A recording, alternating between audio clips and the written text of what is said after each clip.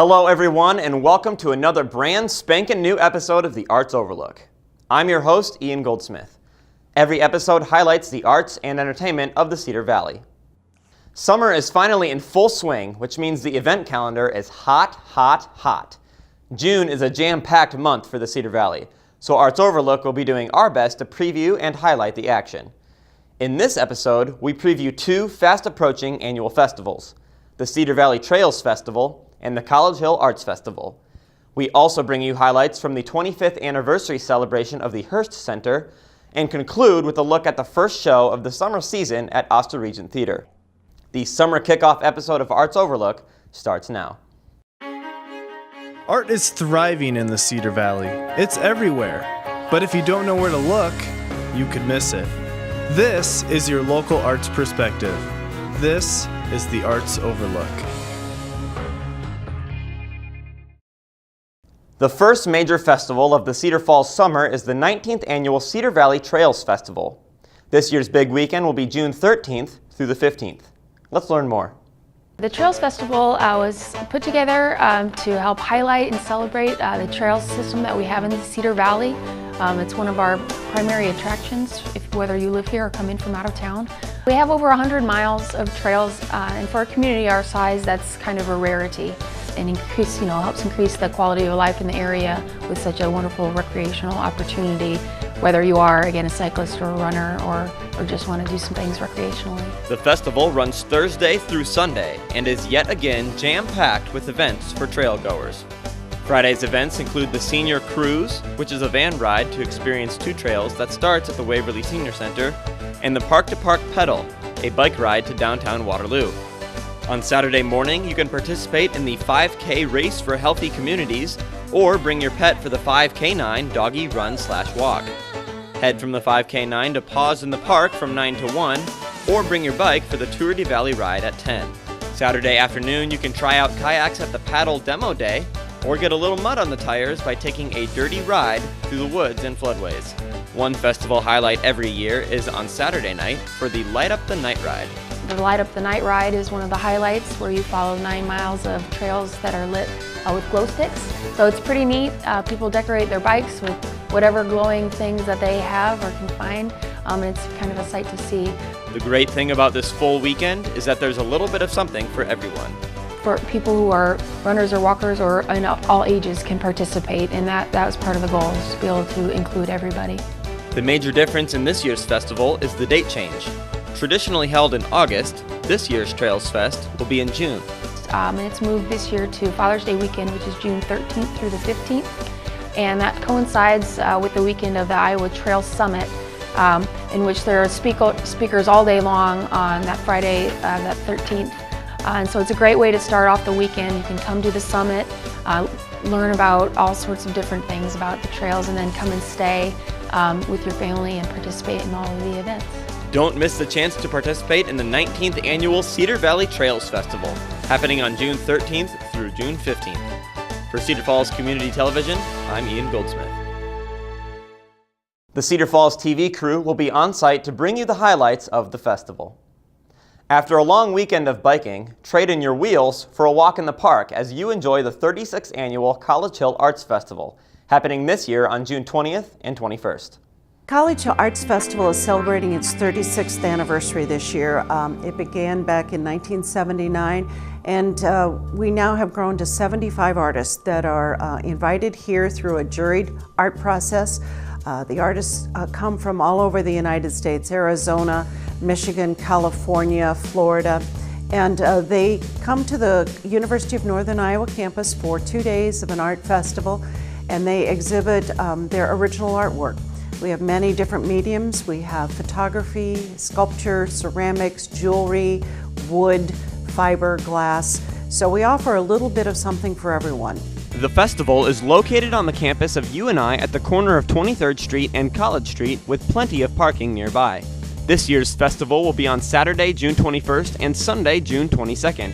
This is the second year in a row that the festival will be during June instead of July. We moved it several different reasons.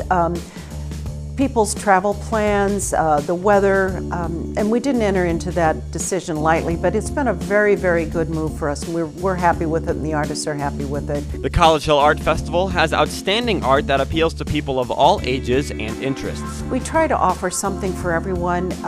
We have the serious art collectors, and then we also like to appeal to young families who perhaps are more on a limited budget, but yet they want to have original artwork in their homes. One unique element to the festival is the ever-popular Young Art Collectors Gallery. In that booth, the artists contribute their original artwork. This is original, it's not seconds or anything, it is original artwork, and everything is priced at $10 or under. The unique thing is only youth 14 and under can enter, absolutely no adults. So the youth can go in there and they can make their own independent art choices.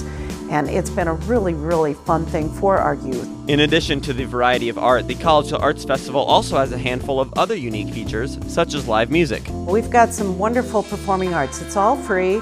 Around the performing arts stage, we have picnic benches set up with some flower arrangements there. It's very pretty. People can grab a bite to eat and come over and listen to some really wonderful music.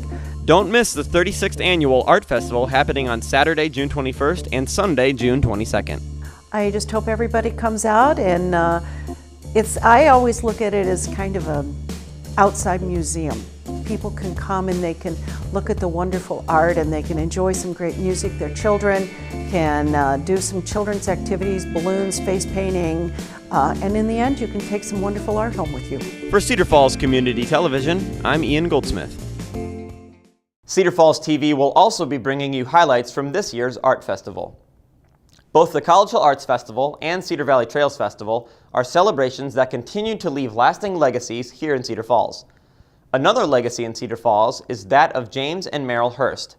Their legacy has lived through the years with the construction of the Hearst Center for the Arts, which was built on the grounds of their original home.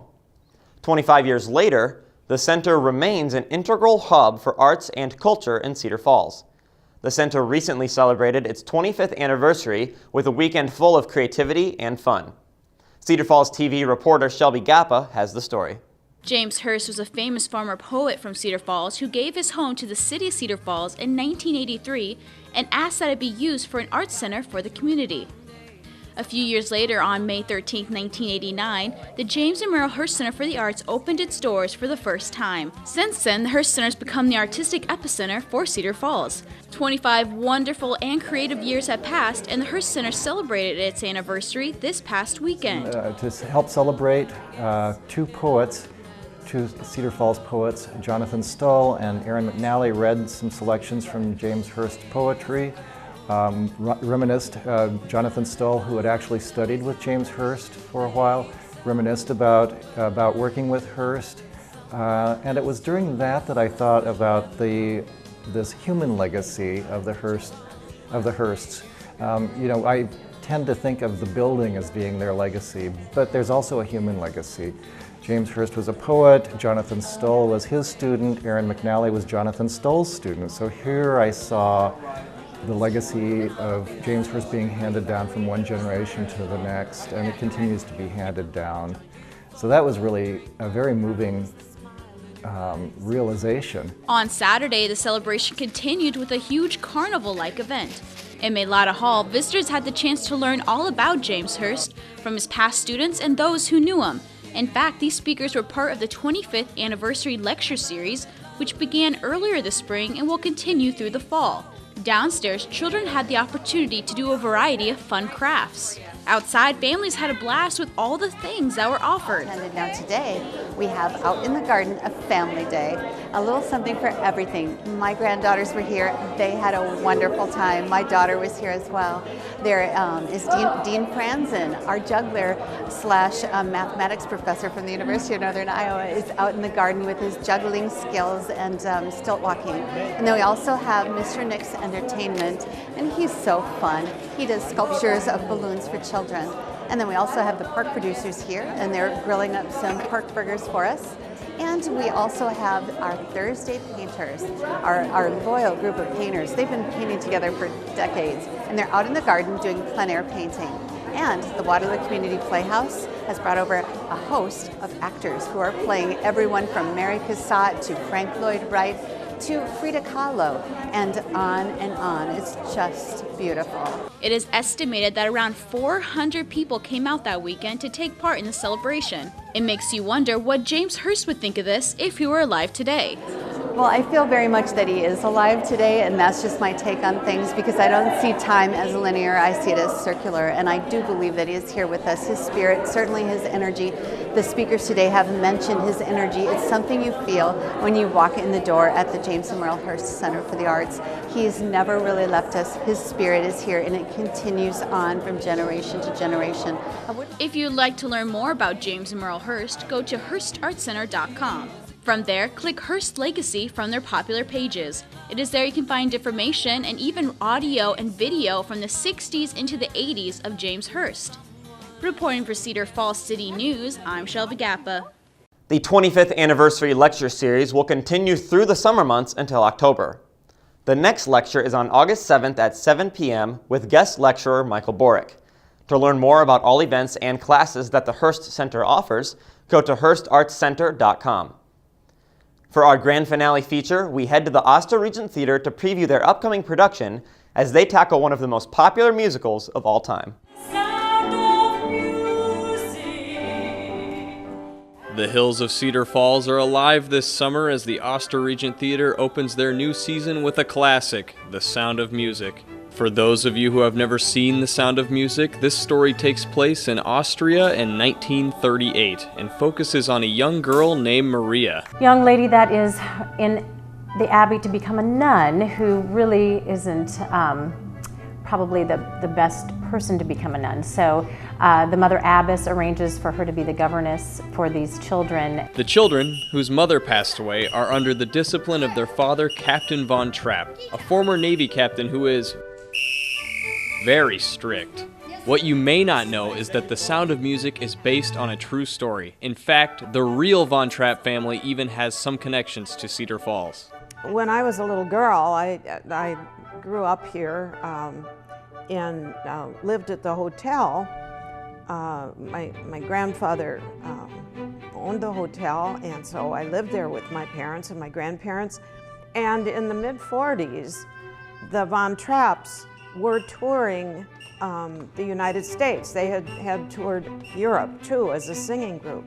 And they actually came to Cedar Falls. And I remember my father telling me when this group came trooping through the hotel lobby that this was the Von Trapp family, and that they had done some courageous things to outwit the Germans during the war.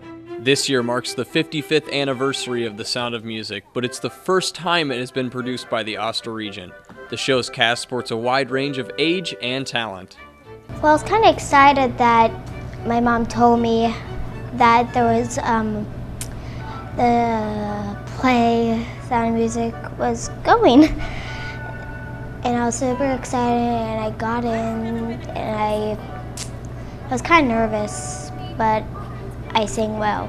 And I don't really use my book that much because I remember all my lines. The talented cast has taken on this famous musical to bring it to the Cedar Falls stage. You know, it's a big undertaking, and people grew up with it and they know Julie Andrews' version, but the stage version is very different than the film.